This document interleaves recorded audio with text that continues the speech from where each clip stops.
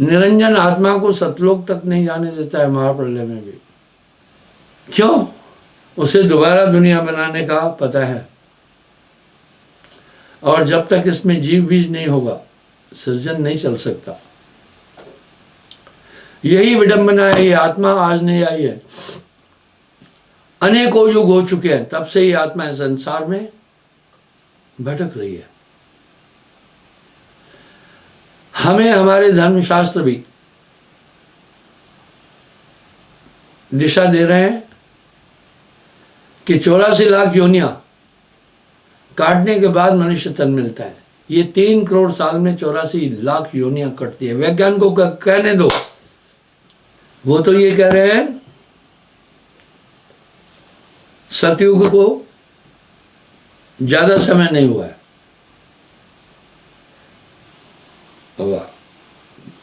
चारों युग का वो जो मैथमेटिक लगा रहे हैं अलग किस्म की है। साहब क्या कह रहे हैं? 18 लाख कुछ हजार साल सतयुग की आयु है। इसी तरह त्रेता की आयु 12 लाख वर्ष कुछ है। द्वापर की आयु 9 लाख कुछ है। कलयुग की आयु 6,45,000 साल है। ये पूरा इतने में ही समेट कैसे रहे? 4-5 हजार साल में? आइडिया नहीं है, ये सिर्फ एक अनुमान लगा रहे हैं।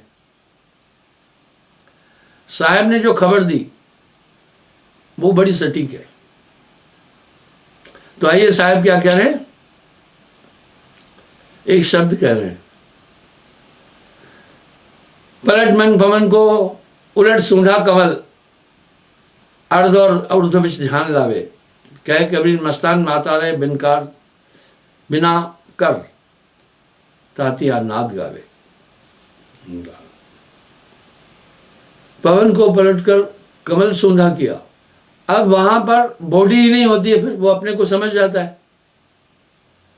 यहां बड़ा एक सटीक शब्द साहब कह रहे, धीमर जाल डाल का करी है जब मीने हो गया पानी। यानी धीमर मछली पकड़ने वाले को कहते, वो जाल डालकर क्या करेगा?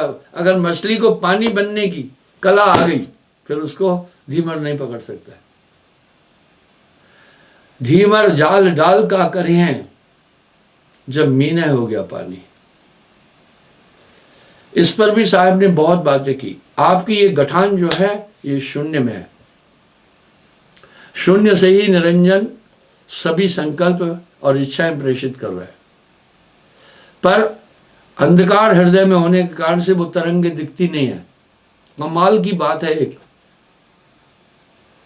हम सब आत्मा की व्याख्या में बोलते हैं आत्मा संकल्प विकल्प से परे है। तो ये संकल्प और इच्छाएं कहां से उत्पन्न हो रही है? आत्मा भूख प्यास से परे है, फिर ये भूख क्यों लग रही है?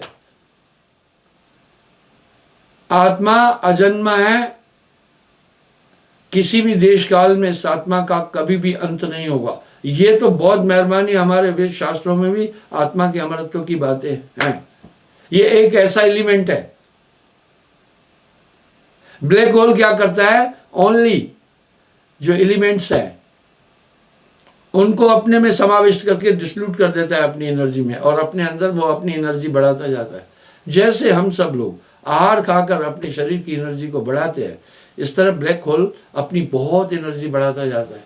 उसका क्रम ही यही है। इस तरह सृजन का क्रम ही यही है।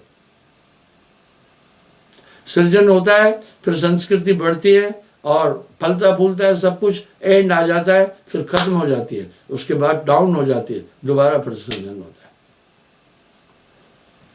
तो बंधुओं, इसी शून्य में निरंजन बैठा है। वहां से आत्मा को ये नियंत्रित कर रहा है। अब आत्मा ने अपने को शरीर माना, यहीं पर ही आत्मा फिर शरीर के धर्म का पालन करने बैठी। बदस्तूर मन की वृत्तियां और शरीर की 25 प्रकृतियां। अब यहां कह रहे 5-25 को पलट कर, वाह 5-25 क्या, 5 तत्व 25 प्रकृतियां। जब इन सब में तो एनर्जी है ना, जल में एनर्जी है, वायु में एनर्जी है, अग्नि में एनर्जी है, पृथ्वी में एनर्जी है। ये पूरे तत्व इस शरीर के अंदर, इनसे ये मटेरियल बना शरीर, रज बीरज से, और इनको संचालित करने की पूरी ताकत आत्मा ने दे दी। अब ये सब इंद्रियां क्या कर रही है, मन सब क्या कर रहा है, बस आत्मा को बंधन की प्रक्रिया ही कर रहा है। तो आत्मा अपनी ऊर्जा से खुद ही तो बंधी ना। यहां साहब का ये शब्द कितना सटीक है, आप आपो, आप ही बंध लो। अपनी ऊर्जा से आत्मा ने अपने आप को बांध दिया। अब आदमी छूटने का उपक्रम भी तो यही कर रहा है ना, इंद्रियों का दमन कर रहा है, इच्छाओं का त्याग कर रहा है, रिश्ते नातों का त्याग कर रहा है। प्रासंगिकता क्या है, यही कि इतना तो वो भी समझ पाए कि हम इस मोह माया में बंधे हैं, लेकिन उनके पास में इससे निकलने की ताकत है नहीं। गोस्वामी जी कह रहे हैं साफ साफ, श्रुत प्राण भव कहे उपाय, छूटन अधिक अधिक अर्जाई। श्रुति वेद को कहते हैं, पुराण कहे उपाय, वो उपाय तो बता रहे, पर ये गठान नहीं छूटती है। छूटन अधिक अधिक अर्जाई, यही बात साहब भी कह रहे हैं, बिन सदगुरु बाचे नहीं कोई कोटिन करे उपाय। जब तक आपको गुरु एक अंदर की ताकत नहीं देगा, आप इनसे कभी नहीं लड़ सकते। ये काम क्रोध लोभ मोह शरीर की प्रकृति बहुत खतरनाक है। आत्मा शरीर जैसे थोड़ा सा कमजोर पड़ता है, आत्मा परेशान होती है, जबकि हमारी आत्मा का किसी दूर कोण से भी, रंचक भी इस शरीर से कोई संबंध नहीं है। पर जब जीव आगे बढ़ता है तो वह यहां पर बहुत बड़ी बाधा है। कैसी बाधा है, साहब बड़े सुंदर अलंकार से बोल रहे हैं। महाशून्य, वही ब्लैक होल, सिंध विषमी घाटी, बिन सदगुरु पावे नहीं बाटी। आपको ध्यान होगा, मैंने अध्यात्म जर्नी में भी कहा था कि एक जगह जैसे सदगुरु साथ ले चलता है तो हम सब कुछ ब्रह्मांड दिखता है, सब चीज बड़ी स्पीड होती है उस समय, करोड़ों माइल की। इसका उल्लेख उन्होंने कई जगह पर साहब ने दिया है। एक माइंड पर वो अपने में लय करते हैं और वो सफर तय करते हैं। तब पूछा ये क्या बात है, बोला यहां इतनी ताकत है महाशून्य में उसकी कि सिर्फ मुझे नहीं खींच सकती है ये शून्य, बाकी सबको खींच लेगी, इसलिए तुम्हें अपने में प्रविष्ट किया। अब जिनको तथ्य का पता नहीं, बात का बतंगड़ नहीं बना देंगे। साहब यहां कह रहे हैं महाशून्य सिंध विषमी घाटी, विषम घाटी है, बिन सदगुरु पावे नहीं बाटी। जैसे अजगर खींचता है किसी को, वो खींच लेती है अपने में। व्याधर सिंह सर्प भव काटी, अलंकार से बता रहे। व्याधर सिंह सर्प भव काटी, तो क्या वहां सिंह सर्प है? यहां हमें समझाने के लिए, क्योंकि हम भौतिकवाद में हैं, हम इन चीजों से डरते हैं। महाशून्य सिंध विषमी घाटी, बिन सदगुरु पावे नहीं बाटी। व्याधर सिंह सर्प, डकनी सकनी बहु किलकारे, यम किंकर धर्मधूत हकारे। वाह, पर सत्य नाम सुन भागे सारे, जब सदगुरु नाम उचारा है। अब यहां अलंकार से बोल रहे हैं, वो जो नाम की ताकत के आगे उनका कुछ नहीं चलता है, उसको वो डिसल्यूट नहीं कर पाते हैं। जहां नाम तह कालगत नाही, जहां नाम कालगत नाही, बिना नाम सब काल की छाई। ये एक ऐसे एलिमेंट क्या साहब ने उल्लेख किया है कि उसके बाद में आपको कोई, आप सुरक्षित हो जाएंगे। इसलिए इसको विविध तरीकों से, विविध भजनों में साहब ने कहा, सदगुरु में दीनी अजब जड़ी वाह वाह, अद्भुत नाम सदा रखवाला। उस एलिमेंट की बात की जो कि डिसल्यूट ही नहीं होता, आपको उसने बूस्टर लगा दिया। आपकी ऊर्जा बढ़ गई। तभी तो कह रहे हैं बिन गुर ज्ञान उपजे कोई कोटिन करे उपाय। अब कोई कहेगा, मेरे पास भी एक आदमी आया, आकर के मुझसे बहस कर रहा था, मैं उसका मंतव्य समझ गया था। वो मुझे कहने लगा ये गुरु गुरु सब अखंडबाजी है। फिर मुझे उन तथाकथित गुरुओं का रेफरेंस भी दे रहा था, फलाना बाबा क्या किया, फलाना राम क्या किया, फलाना पाल क्या किया। इस तरह वो तरह तरह के उदाहरण दे रहा था। बोला जी हम परमात्मा को अपने अंदर भी तो देख सकते हैं, क्या जरूरत है गुरु की। अब पीएचडी था, डॉक्टरेट किया था, उसके अंदर अहंकार की बू आ रही थी, घोर अहंकार था। बोला जिन शास्त्रों को पढ़कर आप व्याख्या दे रहे हैं, हमने बहुत शास्त्र पढ़े हैं। मैंने दिल में सोचा पहले इसको ठीक से बोलने देता हूं। पहले मैं चंडीगढ़ में हर महीने में प्रोग्राम देता था, वहां काफी बुद्धिजीवी लोग भी आ रहे थे। अब लॉकडाउन और कुछ समय से मैं कुछ जगहों पर नहीं जा पाया हूं। हालांकि चंडीगढ़ में हमारा अभी मैंने आश्रम भी बनाया, मैं वहां जाता था लोगों को, वहां पर मैं राजस्थान भवन में और कुछ और अन्य जगहों में प्रवचन करता था। मैंने उनसे वादा किया था कि मैं यहाँ आश्रम बनाऊंगा, और साहब की कृपा से मैंने वहां आश्रम बनाया है। अभी वहां लॉकडाउन के कारण मैं कई जगह नहीं जा पाया। वो आदमी मुझे वहां पर राजस्थान भवन में उसने मुझसे ये बात की थी।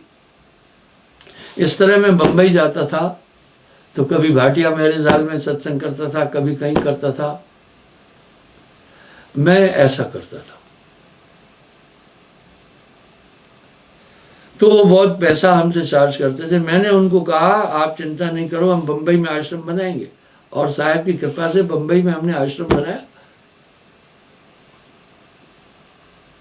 3-4 एकड़ जमीन है वहां। यही क्रम लखनऊ में भी मैं कभी सामुदायिक भवन में सत्संग करता था, कभी कहीं करता था। लेकिन साहब की कृपा से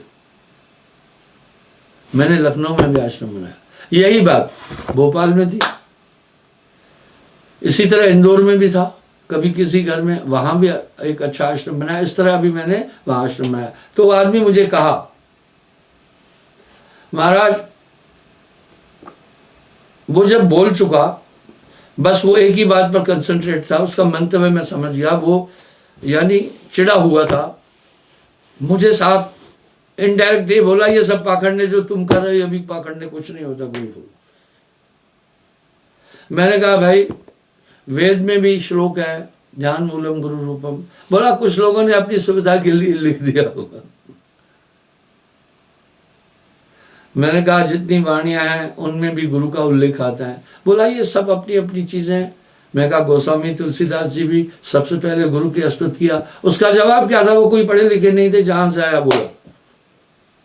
मैं समझ गया।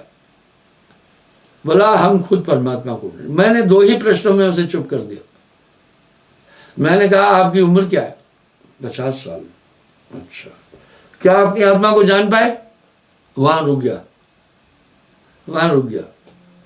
मैंने कहा इतने बड़े विद्वान हो, पीएचडी हो, लोगों को शिक्षा देते हो, 50 साल हो गए अभी आत्मा को नहीं जान पाए। बोला जानेंगे। मैं बोला उमरिया तो बीत गई। मध्याह्न के बाद यानी दोपहर के बाद सूर्य पश्चिमांचल की तरफ जाता है।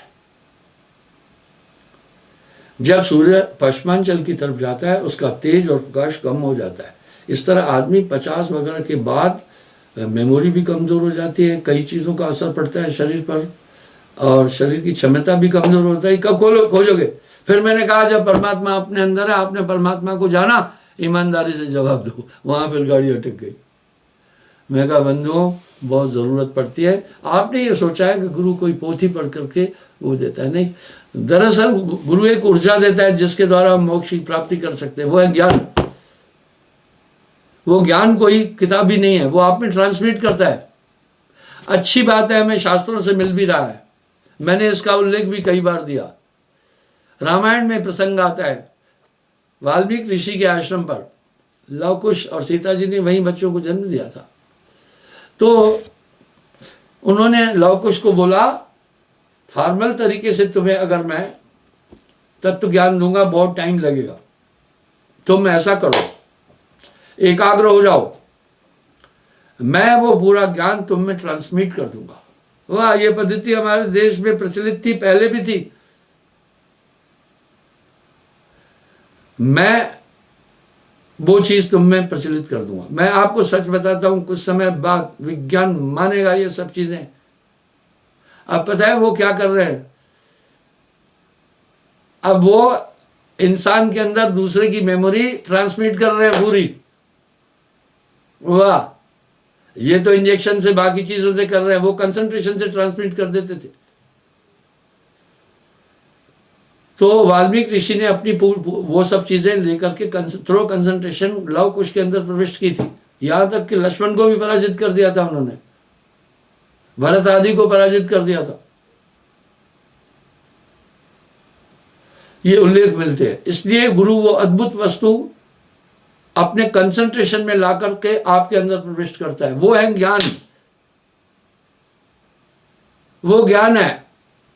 इसलिए साहिब की वाणी में गुरु की बड़ी स्तुति हुई है, सब धरती कागज करूं, लेखन सब बन रहा है, सात समुद्र की मस करूं, गुरु गुण लिखा न जाए। अगर आप समुद्र में गोता लगाएंगे तो बिना ऑक्सीजन के नहीं जा सकते हो, उसकी गहराई बहुत है। इस तरह बिना सदगुरु की कृपा के कोई मन और माया पर नियंत्रित नहीं कर सकता है। नियंत्रित यहीं पर ही तो बोला। अब यहां सवाल उठा, रामकृष्ण से को बड़ा, भाई रामकृष्ण से को बड़ा, तिन भी तो गुरु कीन, तीन लोग के नायका गुरु आ गया अधीन। ऐसे ही गुरु किया क्या? राम जी ने वशिष्ठ मुनि को गुरु किया, क्योंकि साहब ने वो चीज वशिष्ठ मुनि में प्रविष्ट की थी, वाणियों में मिल रहा है। और वासुदेव कृष्ण ने दुर्वासा जी को गुरु किया। साहब साहब कह रहे हैं, सात हंस त्रेता योग तारी। साहब कह रहे त्रेता में सात के पास में वो पारस वृत्ति दिया। प्रथम श्रृंगी ऋषि समझाए। पहले श्रृंगी ऋषि जी तो तप कर रहे थे, फिर साहब से संपर्क हुआ। दूसरा अयोध्या मधुकर आए, आगे कह रहे हैं फिर मंदोदरी के पास, रावण के पास गए, उन्होंने नहीं माना, मंदोदरी ने शब्द पहचाना। फिर आगे साहब क्या कह रहे हैं, छठे चल वशिष्ठ लगाए। आप इस रहस्य को समझिएगा। साहब कह रहे हैं छठे चल वशिष्ठ लगाए, ब्रह्म निरूपण उन्हें सुना। कह रहे हैं छठा मैं वशिष्ठ मुनि के पास आया, ये धातु उन्हें समझाया। राम जी ने ऐसे ही वशिष्ठ मुनि को गुरु नहीं बनाया। और त्रेता के एंड में ही दुर्वासा जी भी हुए हैं। सतवें जंगल में कियो वासा, जहां मिले ऋषि दुर्वासा। साहब ने कोई भी शब्द गलत बोला नहीं है, बोल रहे हैं सातवां में दुर्वासा के पास आया, उनको ज्ञान दिया। वासुदेव कृष्ण जी ने ऐसे ही नाम दीक्षा नहीं लिए दुर्वासा जी के पास। हमेशा आदमी गुरु धारण करता है तो अपने कल्याण के लिए या किसी दिव्य ताकत को प्राप्त करने की आकांक्षा से करता है। यहां साहब बड़ा साफ कह रहे हैं, रामकृष्ण से को बड़ा, तिन भी तो गुरु कीन, तीन लोग के नायका गुरु आगे अधीन। कल पुनः भेंट होगी साहिब की।